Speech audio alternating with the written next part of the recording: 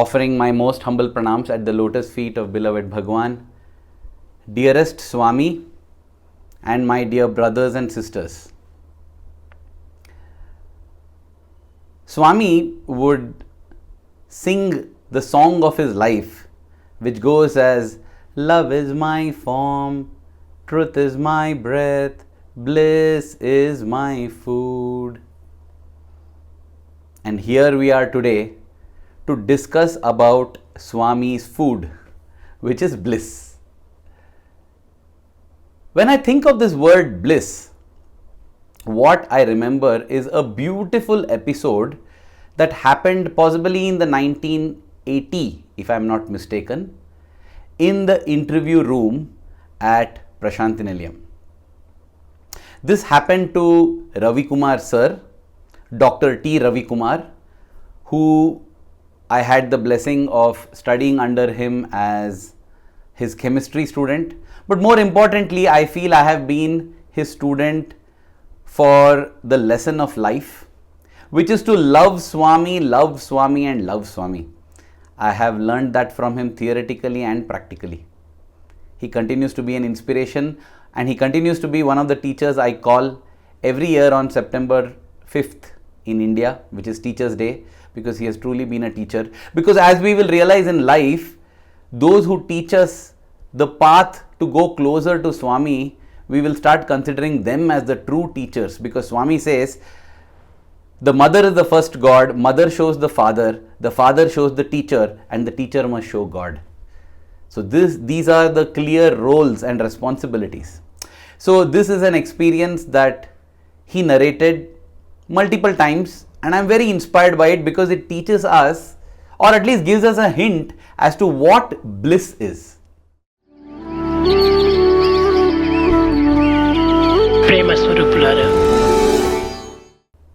So he was doing his doctorate, PhD, at Krishna Devaraya University in Anantapur, the Anantapur town. But every weekend he would rush back to Puttaparthi to have Swami's darshan. One such weekend when he was in Puttaparthi, Swami blessed him with an interview. Swami called him into the interview room, and along with him were several other devotees also. Often Swami likes to parade his boys. He is very proud of his students and he shows them off to the other devotees. So this was one such occasion where Swami asked Ravikumar sir, "Hey, how come you are here?" He said, "Swami, it's the weekend and that's why I came here." "So why did you come here?" "Swami, I came here for darshan." "Why do you want to have darshan?" Swami asked him. He said, "Swami, because darshan gives me bliss." And Swami asked, "Bliss? Does it give you bliss or does it give you happiness?" He said, "Swami, it gives me bliss." "What is the difference? How do you know?" Swami asked. And Ravikumar sir always says that it was sheerly Swami's grace that the correct words formed in his mind and came out through his mouth, and Swami appreciated. Swami is the source, Swami is the one who delivers, and Swami is the one who appreciates as well. Now, Swami had asked this question, as I said, in front of all the other devotees. Obviously, he wanted to show off how good his student is. Ravikumar sir said, "Swami, when I am hungry and you give me a gulab jamun, I will feel happiness. Because my hunger is satiated. It is satiated with something that I like, something that I desire. It is so wonderful. And I feel happy. But Swami, sometime later, if I am feeling hungry and there is no food in sight, at that time I feel miserable. If someone reminds me of the gulab jamun that I had so many days back, it will not make me happy. On the contrary, it will make me more miserable. The memory of the delicious gulab jamun. But Swami, I am having your darshan today. In future, for some reason, if I am not able to have your darshan, if I think back at this day, today, when I am having your darshan, I will still get the same joy and happiness that I am getting now. That is why that is bliss, Swami. Obviously, Swami was very impressed. And we too are impressed, right? For today, isn't that what we are doing? Sitting and reliving the Sai Bhagavatam, reliving his stories, reliving his glories, reliving his messages, trying to imbibe them. And though possibly a part of us feels that, hey, how I wish I could have been there, there is no denying the joy and happiness that we feel in our hearts when we listen. So that is a very nice distinction between happiness and bliss. Happiness is something that lasts for a little while. It is not forever, whereas bliss is always there. It is forever, it is permanent. And that is why we are all seeking bliss. So here's my first question. Just think about, when are the times that you are the happiest? What are the occasions? What are the situations? What is it that makes you happy? What is it that makes me happy? There are many things. But can I put some kind of a gradation and decide on, hey, this is what it is that makes me really happy, the highest happiness, however I may measure it. I am not talking of any standard measure because it is all relative. So in our opinion, what is it that makes me happiest? Definitely do spend some time thinking of it, because everything and anything that we do in life, we do it because somewhere deep within we feel it will make us happy.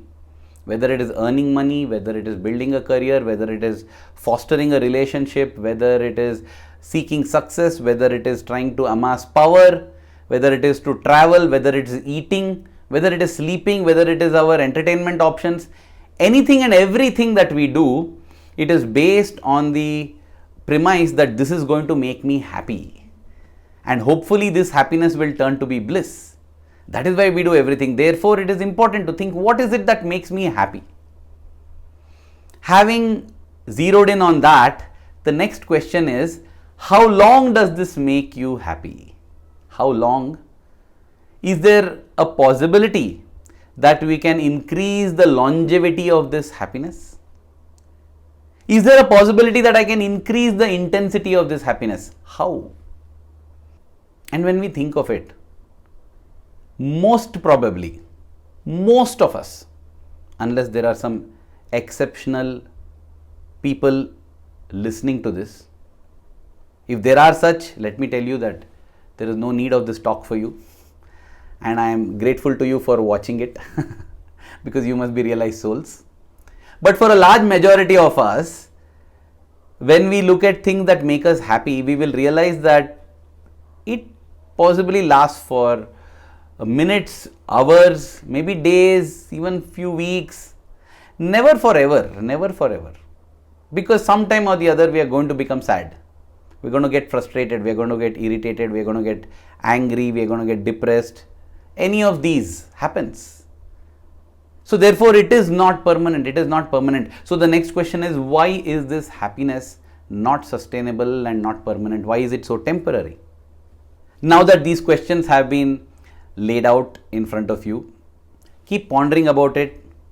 Maybe not during this talk, because I have got other nice things to tell you. But after this talk, throughout, keep pondering and try to come up with what makes you happiness, what makes you the happiest, and what is it that can increase the intensity of that happiness and the longevity of that happiness. Now, let me take you to a mathematical property. Very simple it is. This is called the symmetrical property of mathematics. What does it say? It says that if A is equal to B, then B is equal to A. Not rocket science, right? Very simple, straightforward. If A is equal to B, that means B is equal to A. When I was taught this in primary school mathematics, I even wondered, why is this presented as a law? Like, what's so big deal in it? Yeah, if 3 is equal to 3, 3 is equal to 3. Either way, if 1 plus 2 is equal to 3 and 2 plus 1 is equal to 2 is equal to 3, then 1 plus 2 is equal to 2 plus 1. No big deal in this. But now philosophically I understand how important this is, because when we say that something is something, we forget that this something is also this something. This property, symmetry, property of symmetry will help us in understanding what bliss is. So let me tell you a story. This is the story of Bhrigu, who goes to his father, Varuni. And his father tells him that the ultimate goal of your life is to discover God. Find out Brahman. And Bhrigu says, yes father, guide me, how do I find out Brahman? And Varuni says, go, do penance. And the Bhriguvalli, which is there in our Vedas, we have learnt, Bhrigurvai Varunihi Varunam Pitaramupasasara Adihi Bhagavo Brahmeti Tasmat Etat Provacha. It goes like that, and beautiful. The story is there in this conversation. So we don't know what is it that Bhrigu did as penance. It just says that he did penance.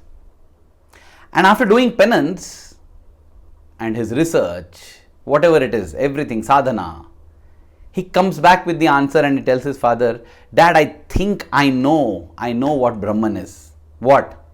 What is it? Annam Brahme Divya Janat. He says, Annadhyeva Khalvimani Bhutani Jayante. He says, Father, food is God. Annam Brahma, correct? We have heard this so many times. And when he tells his father food is God, he also has the explanation for it. He says, Dad, it's because of food that creation happens. It's because of food that creation is sustained. It's because of food, or rather the lack of it, that there is destruction. Life cannot exist without food. Food is God. The answer is correct, but it is not complete. Yes, the father tells him food is also God. But you cannot define God by food alone. You cannot do that. So, my son, go on, research further. You will find the answer. Go, find it. Good. You have made good progress. And so, Bhrigu goes back to his penance, to his meditation, to his sadhana, to his discovery, to his research, everything. He puts his mind, body, everything into this. All the resources that he has into this research. And then he comes to his father and says, thank you, Dad. Thank you for directing me properly. Thank you, O Guru. I have discovered what is Brahman. Tell me. Prano Brahme Divya Janat. He says the life breath, prana, that is Brahman, that is divine. You see, though food is there, food only is secondary to this life breath. It helps to support the life breath. I can stay possibly without food for a couple of days also. Well, it depends. I'll find it very tough to stay without it even for a day. But maybe one session I can miss. But I can't miss even more than 2-3 minutes of breathing. I need to sustain this prana. That prana that is sustained by the life breath, the life force. That is Brahman. Because they say that the body is mrinmaya, or made up of food. Yes. The same elements, carbon, nitrogen, oxygen, phosphorus, iron, all these elements that make up nature, that's what makes up the body as well. But when the life force is gone, though the body is there, we say that he is gone, the person is gone. Yes, the life force is subtler than food, but it is more important than food. And he says, Dad, I think God, that life force is God. Dad is very happy. The Guru is very happy. Varuni says, very, very good, my son. What you have found out is really wonderful. But it is not complete. Go find out more. Research more. And that is what the son does. And the next time he comes and says, Dad, I think I have hit the final correct answer now. Mano Brahme Divya Janat. He comes and tells, Dad, the mind is Brahman. Yes, you know what? It is tough to live without taking a breath, but I can hold my breath at least for a minute, maybe 2 minutes.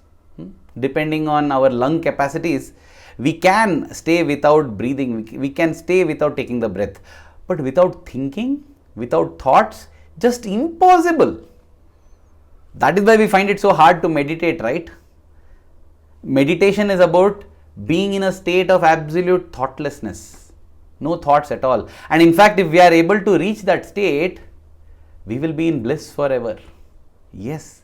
Swami says the root cause for misery is the mind, the desires. And mind is nothing but a bundle of thoughts and desires. Swami would raise up his white handkerchief that he would be having, he would raise up his white handkerchief like this and say, this is the mind, it is made up of so many threads. You pull out each thread one by one and nothing will be left, the mind will be gone, Swami would say. If we are able to reach that level, that state of no thoughts, we will attain bliss. We will attain God. But we are not able to, because the mind continuously is going on and on and on and on. More important than life breath itself. The mind. Mind is subtler. Though the life breath comes to an end with this life, Swami says the mind goes on. It goes on across lifetimes, across births. That is why we carry vasanas or tendencies. We have those tendencies by birth only. Some are more spiritual, some are less spiritual. Some are attracted towards reading, some are attracted towards sports. Different tendencies that we come with, right? This goes beyond genetics. This is the mind. This is the karma carrying across several births. This is what Swami says. That with death, the mind also travels along with the Atma. That's why Swami says the mind is the son of the Atma. So this mind, he comes and tells, Dad, mind is Brahman. Very nice, you're getting closer and closer, but this is not the ultimate answer. Mind is indeed very powerful. Mana eva manushyanam karanam bandha mokshayo. Swami says, the mind alone is responsible for bondage of man as well as liberation of man. He's sent back again, Bhrigu, goes, does his tapas, comes back, and now he says, Dad, I know it. Vijnanam Brahme Divyajanat. He says, knowledge. Dad, knowledge. Knowledge is subtler than the mind and that is more powerful. How, we may ask, how do I explain this? Like I have explained how life force is more important than food, how mind is subtler and more important. You can stop the breath but you can't stop the thoughts. Now, how do you explain that knowledge? What knowledge is this? Is it the knowledge that I get from books, my textbooks, biology, physics, chemistry, accounts? What knowledge are we speaking about? The best way to understand this is from an activity that we do on a daily basis. I hope we are doing it on a daily basis, because if not, we are messing up our lives totally. I am referring to this activity called sleep. Now, when we go to bed, when we sleep, there are different stages of sleep. There are different states in which we exist. Before we go to sleep, we are in the waking state or the Jagrat Avastha. When we are awake, the body is active, the mind is active, the senses are active, everything is very active.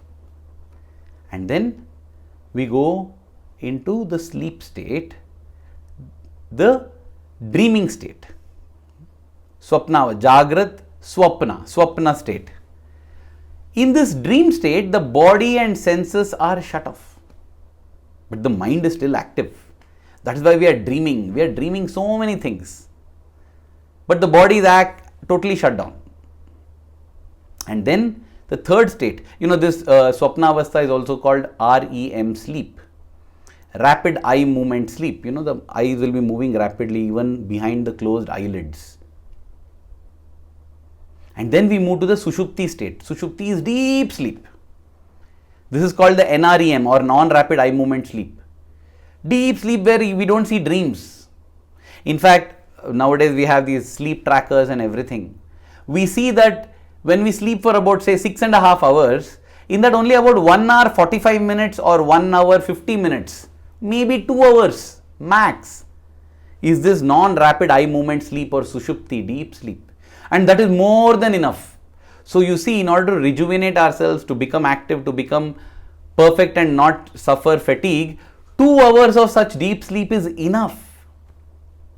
The remaining 4-5 hours we sleep is just the cushioning for this 2 hours of deep sleep that we get. In this deep sleep, everything is shut off. No dreams also.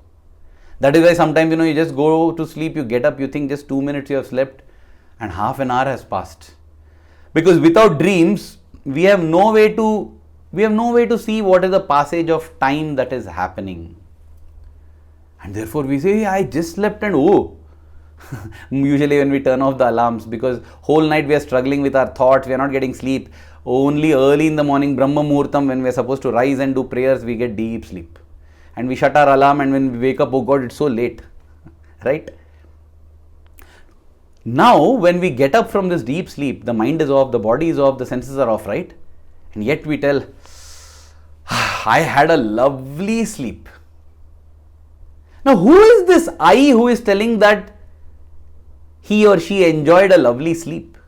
Not the body, because the body is off. Not the senses are off. Not the mind, because the mind is also switched off. Then who?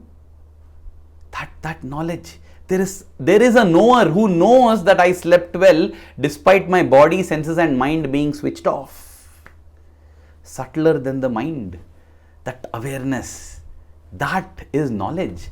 That awareness is knowledge. All other kinds of knowledge, practical knowledge, bookish knowledge, are all manifestations of this basic awareness, which Swami would say as constant integrated awareness. Won't go to sleep, won't be off, always aware.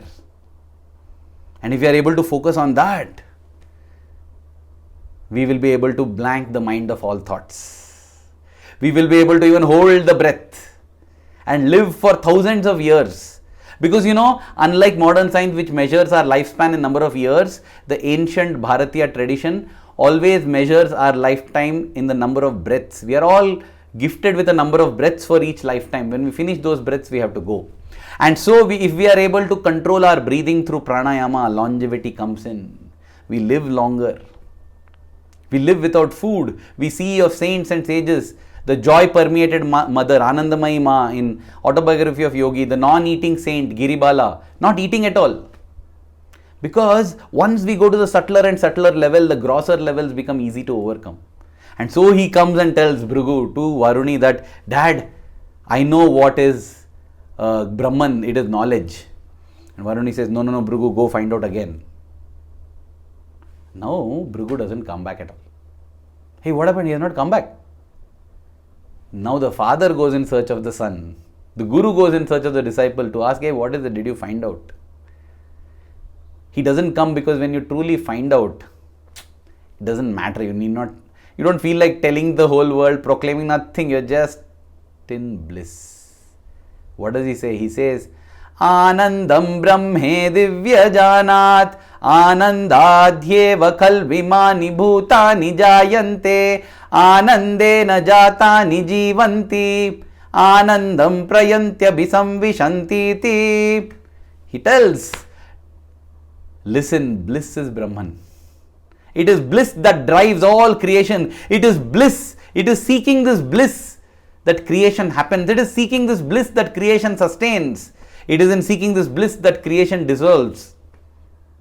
He comes and says at every level, physical level, mental level, at every level it is bliss that is driving. Bliss is Brahman. And the father says, yes, you have realized it. So now if we use this symmetry property of mathematics, where we see A equal to B means B equal to A. So also when we say that bliss is Brahman, it also means Brahman is bliss. Which means if we want bliss, we need to achieve Brahman. That is why Swami would say happiness is union with God. If we want sustained happiness, permanent happiness, we have to achieve this union, this oneness with God. And therefore, everything that we do, whether it's Bhakti Yoga, Karma Yoga, Jnana Yoga, serving, everything we are doing because we want to achieve bliss, permanent happiness. And in that the mind plays a very key role. As I stated already, Mana eva manushyanam karanam bandha mokshayo. Because the mind comes midway. Annamaya kosha, the sheath of food. Pranamaya kosha, the sheath of life, breath. Then Manomaya kosha, the sheath of the mind. Vijnanamaya Kosha, that is the sheath of knowledge. Anandamaya Kosha, the sheath of bliss. The mind is midway. It can either go left or right. If it goes towards the Annamaya Kosha, towards lowly desires, towards worldly aspirations, that's why Swami would say you're caught in bondage. It is the key which is in the lock. Turn it the one side, it locks. Bondage. If it turns towards Vijnanamaya and Anandamaya, that is Swami's side, you get bliss. This is so true. In fact, I was watching a TED talk delivered in 2004 by a certain Dan Gilbert. I would recommend that you watch that talk. 20 minutes it is, but briefly what he says is very interesting. He speaks about synthetic happiness. You know, what is a synthetic happiness? Let's take two examples. Suppose you're told that 5 years down the line, you're going to win a $10 million jackpot.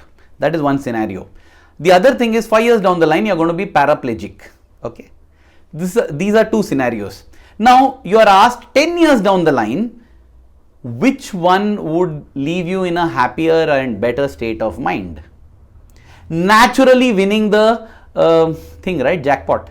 5 years down the line, if I win the jackpot, 10 years down the line, there's a greater chance I'll be happy than me being a paraplegic 5 years down the line. Surprisingly, when they have done a detailed study and analysis across people who have won jackpots and paraplegics, they find not much difference in the state of happiness they are in. How? That is why he comes up with these terms called natural happiness and synthetic happiness. Natural happiness is what you get when what you desire is fulfilled. Synthetic happiness is what you synthesize when you don't get what you're desiring. On the face of it, it looks like synthetic happiness is like, compromise. It is less happier than natural happiness. No, it is not. That's what this whole talk is about. I'm just giving you brief glimpses. They have given 6 wonderful photographs to different people to ask them, rank them 1 to 6. And then they are told you can choose between 3 and 4 which you want. Naturally, people choose 3. Then they are told, sorry, you won't be given 3, you will be given 4. So their 4th rank is given to them. And they are allowed to keep them for 2 weeks. 2 weeks later, they are given the same 6 photos and told to rank them in order of beauty or which is best, 1 to 6. This time, the picture that was ranked 4 has come either 3 or 2. Definitely 3, definitely a ranking improved, sometimes even to rank 2. What has happened? The synthesis of happiness. You have decided that what you have with you is the best, is wonderful. And this has got nothing to do with the sense of ownership or possession, because they say in Telugu, kakaki kaka pillalu muddu. Meaning, for a crow, the crowlings are very beautiful because it has that feeling of possession. My children, like that. But it is not that, because they did this with even amnesia patients. People who are not able to remember what happened 1 hour ago. So they are told to select what is the best among the 6. And the same thing is done to them. But then after that, things are wrapped up and they come 2 days later and, hello Mr. John. He says, yeah, hello. They have no recollection that they have even met you. Again, the same 6 photos are shown. Even in this case, the previously chosen photo has come up in rankings. Somehow they are able to feel that this photograph is better, though they have no memory of them having chosen it. The synthesis of happiness. Very interesting. But what was more interesting in that talk was another finding that they came up with, which is this synthesis of happiness happens better when you seem to be stuck in a situation. You have no escape, you have no way, nothing you can do about it. You don't have any choice. You accept your situation after fighting against it, and then you start celebrating it, finally synthesizing your own happiness. That is why even a paraplegic is able to have the same level of happiness. They look back at a terrible event or something that we consider horrible and say that was a life-defining moment. That was amazing. That's why it is said failures are stepping stones to success. And that is why Swami would say, Na Sukhat Labhyate Sukham. From pleasure you will not get further pleasure. It is only suffering and sacrifice that gives you pleasure. All these which seems paradoxical and ironical, all make beautiful sense even scientifically. That talk by Dan Gilbert, it's a TED talk. He says that, like they give the same photos and tell them to select and tell them that you choose the best one and keep with you. The other ones you have to return. Okay. No, once you have returned, that's it. No more selecting. So select the best one. Now again, there are two groups. One group is told that, you know what, you can change your mind 1 week later if you want. And take any other photo in exchange. The other group is told no choice. You will naturally think that if I am part of that experiment, I want to be in the group that has a choice, right? Because I still have 1 week time to decide. But surprisingly and shockingly, the results show otherwise.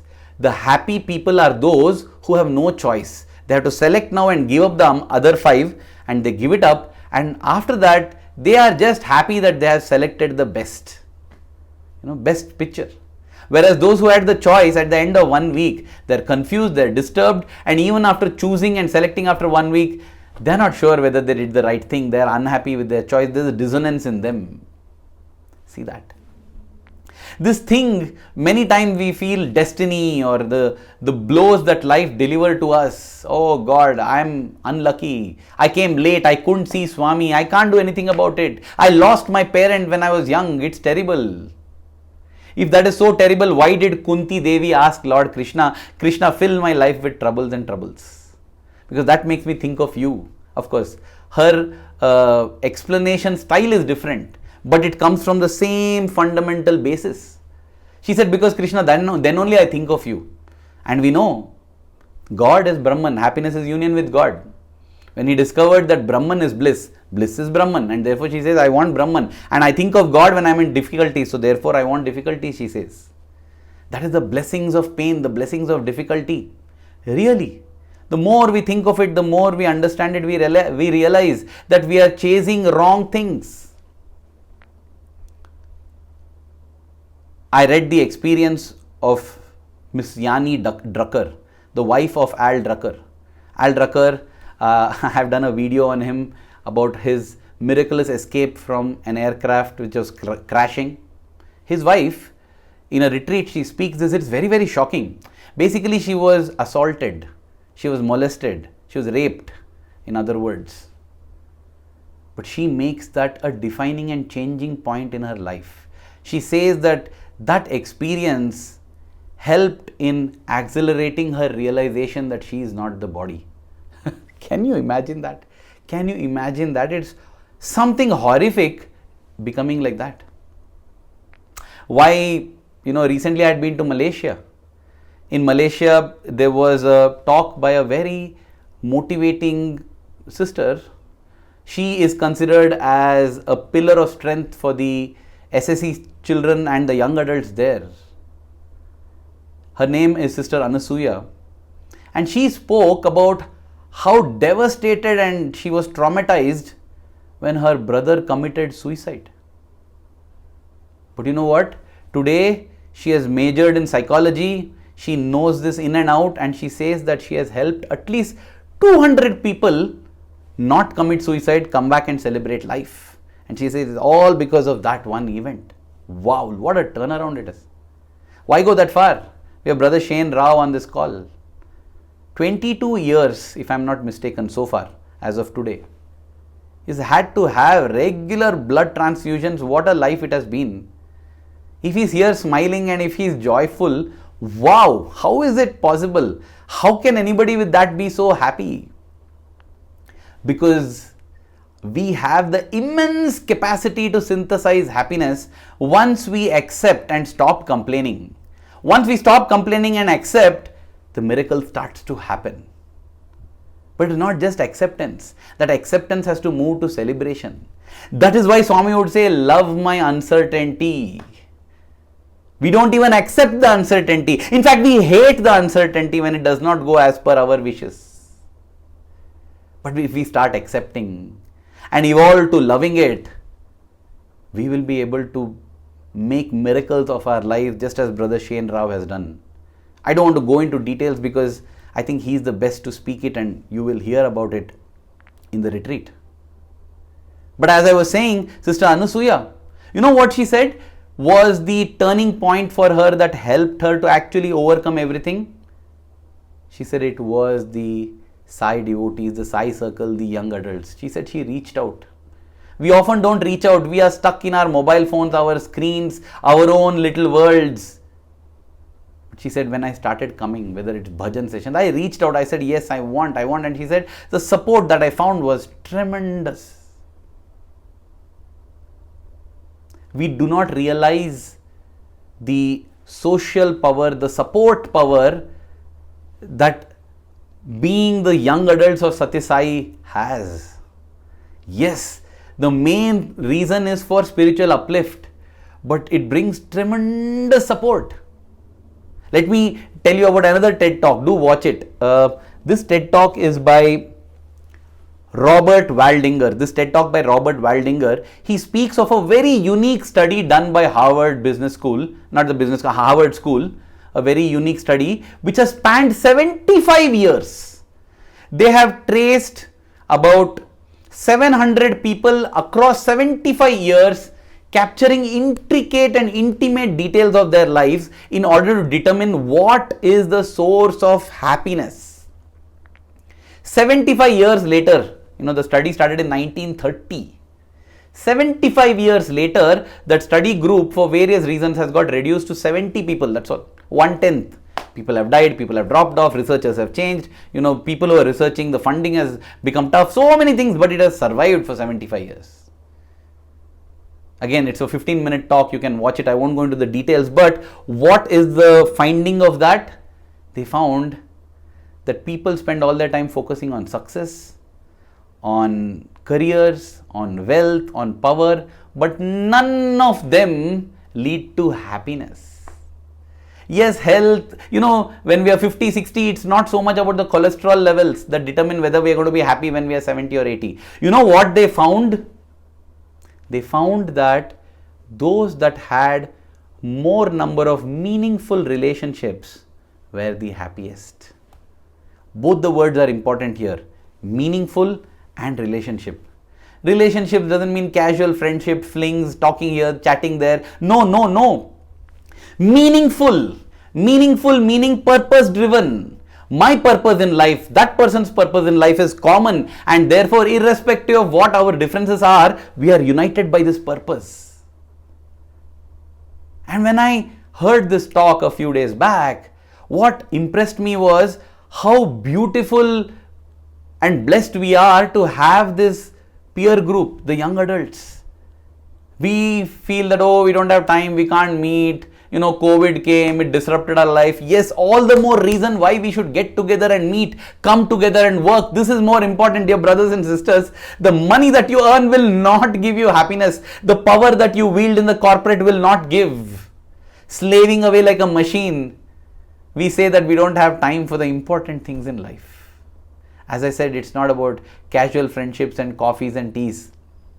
It's about a meaningful relationship. Science, a Harvard study has shown that. And Swami, without giving any of these research papers, has just told us, come together, be united, do this. Because all of this will lead us towards bliss. Let us turn the mind Godward. That is the first step.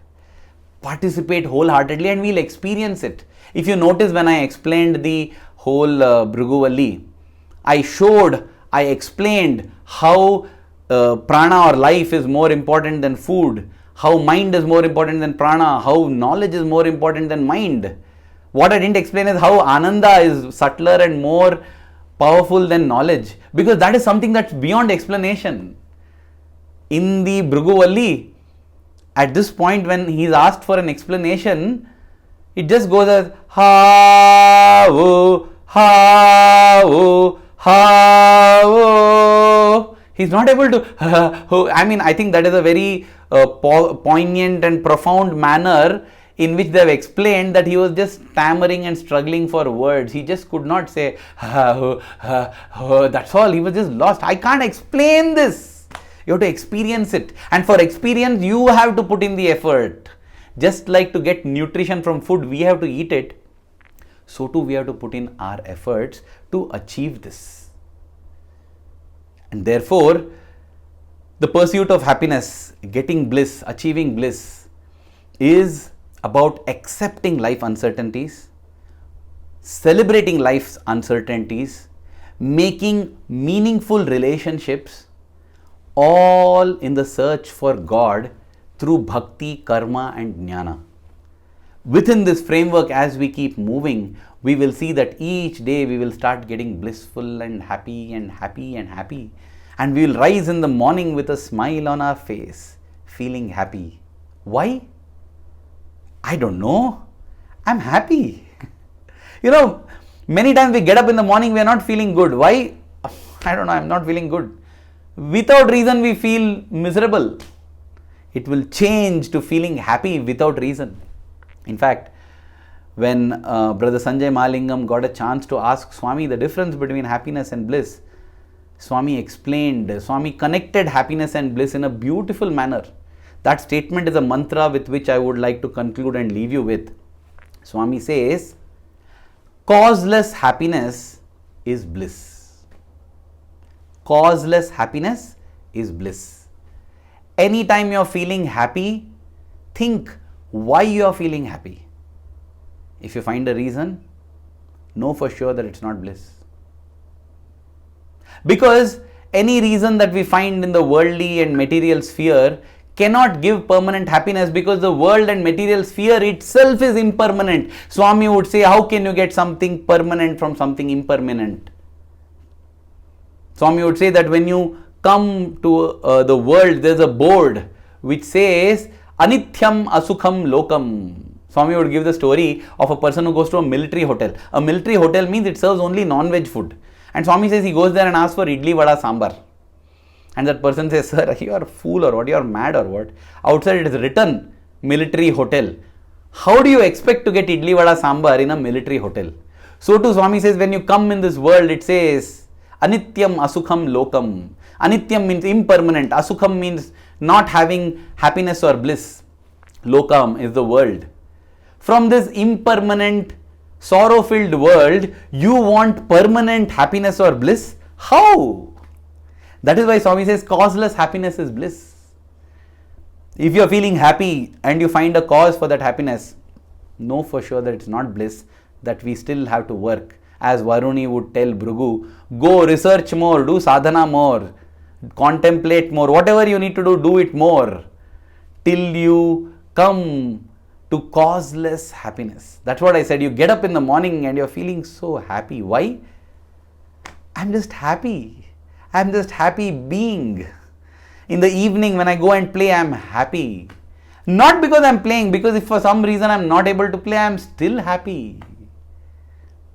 That causeless happiness is what bliss is, and that is what we must strive to achieve and attain.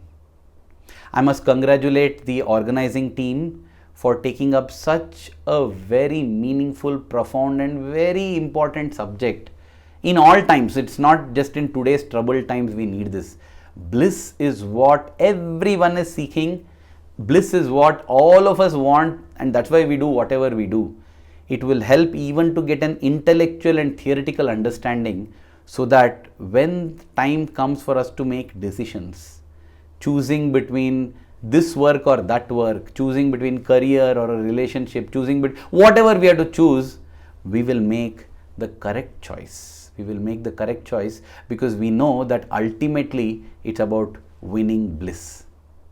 Dear Swami, may we always take steps closer and closer towards you, towards bliss. May the love that we have for you in our hearts keep growing stronger every passing moment. Thank you. Jai Sai Ram.